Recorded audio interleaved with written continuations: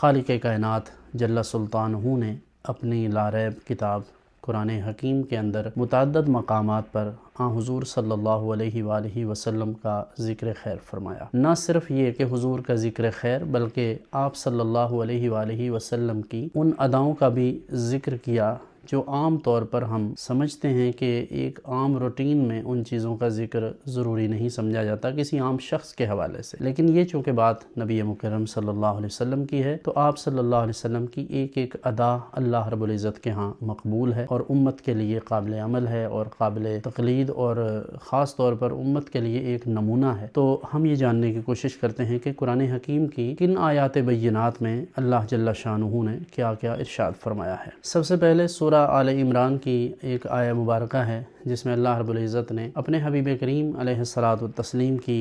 آمد کے جو مقاصد ہیں یعنی بعثت کے مقاصد ہیں انہیں بیان فرمایا ہے۔ ارشاد فرمایا کہ لقد من اللہ علی المؤمنین اذ بعث فیہم رسولا من انفسہم یتلو علیہم آیاتہ ویزکیہم ویعلمہم الکتاب والحکمہ وان کانوا من قبل لفی ضلال مبین۔ اللہ رب العزت نے مومنین پر احسان فرمایا کہ ان میں اپنے رسول محتشم صلی اللہ علیہ وآلہ وسلم کو مبعوث فرمایا یہ رسول تشریف لائے ہیں اور ان کے تشریف آوری کا مقصد یہ ہے کہ یہ لوگوں پر اللہ کی آیات کو تلاوت فرمائیں اور ان آیات کو نہ صرف تلاوت فرمائیں بلکہ ان لوگوں کا تزکیہ بھی کریں اور انہیں یہ آیات سکھائیں بھی، یعنی قرآن حکیم کو صرف پڑھنا ہی نہیں بلکہ پڑھ کر لوگوں کو اس کی تعلیم دینا، اس کو سکھانا، لوگوں تک پہنچانا اور پھر لوگوں کا تزکیہ نفس کرنا، یہ بھی حضور صلی اللہ علیہ وآلہ وسلم آپ کے جو مقاصد بعثت ہیں ان میں سے ہے۔ چنانچہ حضور اکرم صلی اللہ علیہ وسلم نے یہ تمام فرائض بخوبی انجام دیے۔ اللہ تبارک و تعالیٰ اس کے بعد ارشاد فرماتا ہے کہ یہ رسول تشریف لائے ان مقاصد عظیمہ کے لیے، بے شک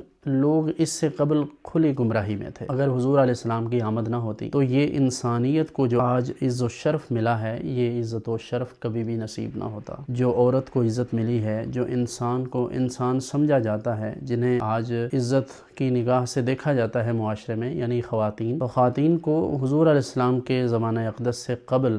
یہ عزت، یہ احترام اور یہ حرمت حاصل نہیں تھی۔ حضور اکرم صلی اللہ علیہ وسلم نے ہی یہ ارشاد فرمایا کہ جنت ماں کے قدموں تلے ہے۔ حضور اکرم صلی اللہ علیہ وسلم کی خدمت میں عرض کیا گیا کہ یا رسول اللہ میرے حسن سلوک کا سب سے زیادہ مستحق کون ہے؟ تو حضور صلی اللہ علیہ وآلہ وسلم نے ارشاد فرمایا تمہاری ماں ہے۔ پھر عرض کیا گیا تو پھر ارشاد فرمایا تمہاری ماں ہے۔ تیسری بار بھی عرض کیا گیا تو یہی ارشاد فرمایا۔ چوتھی بار عرض کرنے پر ارشاد فرمایا کہ تمہارا باپ، یعنی ماں کو ترجیح دی، اور اس کی وجہ یہ ہے تاکہ لوگوں کے دلوں میں ماں کی اور صنف عورت کی عزت بڑھے۔ یہ جو روایت پیش کی یہ بخاری میں ہے، اور دوسری روایت جامع ترمذی کی، یہاں حضور صلی اللہ علیہ وآلہ وسلم نے ارشاد فرمایا تم میں سے بہترین لوگ وہ ہیں جو اپنے اہل کے ساتھ یعنی اپنے گھر والوں کے ساتھ بہترین ہیں، ان سے اچھا سلوک کرنے والے ہیں، اور ارشاد فرمایا کہ میں تم سب سے بہتر ہوں اس لیے کہ میں اپنے گھر والوں سے سب سے اچھا سلوک کرنے والا ہوں۔ گھر والوں سے مراد بیوی ہے، بچے ہیں، یعنی اہل خانہ، اپنی خاتون کے ساتھ، اپنے بچوں کے ساتھ، اپنے اہل و عیال کے ساتھ عزت اور احترام سے، محبت سے، شفقت سے پیش آنا، یہ حضور اکرم صلی اللہ علیہ وسلم کی سنت مبارکہ ہے۔ تو حضور نے جو عزت، جو مقام، جو مراتب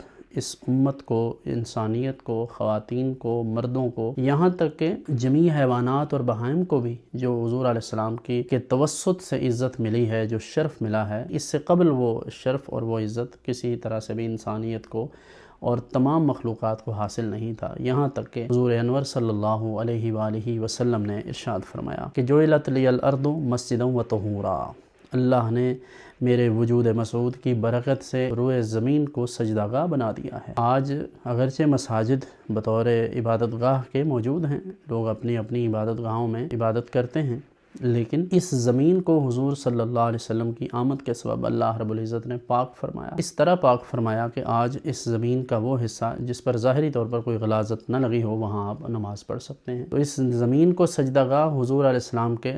قدموں نے بنایا ہے، حضور کے وجود مسعود کی برکت سے یہ سب ہوا ہے۔ تو حضور صلی اللہ علیہ وآلہ وسلم کی تشریف آوری، حضور کی آمد سے نہ صرف انسانوں کو عزت ملی بلکہ جمیع حیوانات کو اور جمیع مخلوقات کو اور اس زمین کو، اس آسمان کو اور اس کائنات کو شرف ملا اور عزت ملی۔ حق تعالی جل شانہ نے خود ارشاد فرمایا کہ کنت کنزا مخفیا فاحببت ان اعرف فخلقت نور محمد صلی اللہ علیہ وسلم، کہ فرمایا میں ایک چھپا ہوا خزانہ تھا، میں نے چاہا کہ میں پہچانا جاؤں، لوگ مجھے بھی جانیں اور میری عبادت کریں، میری پرستش کریں، میری جانب متوجہ ہوں۔ تو فرمایا کہ میں نے یہ چاہا تو بس میں نے نور محمدی علیہ صاحبہ الصلاۃ والسلام کو پیدا فرمایا۔ چنانچہ حضور صلی اللہ علیہ وآلہ وسلم وجہ تخلیق کائنات ہیں۔ حضور صلی اللہ علیہ وآلہ وسلم انسانیت کی حرمت کا اور خواتین کی عزت اور حرمت کا سبب حضور صلی اللہ علیہ وآلہ وسلم کی ذات گرامی ہے۔ آج ماہ ربیع الاول میں آپ صلی اللہ علیہ وآلہ وسلم کے تذکار جمیلہ کر کے، آپ کی یاد منا کر،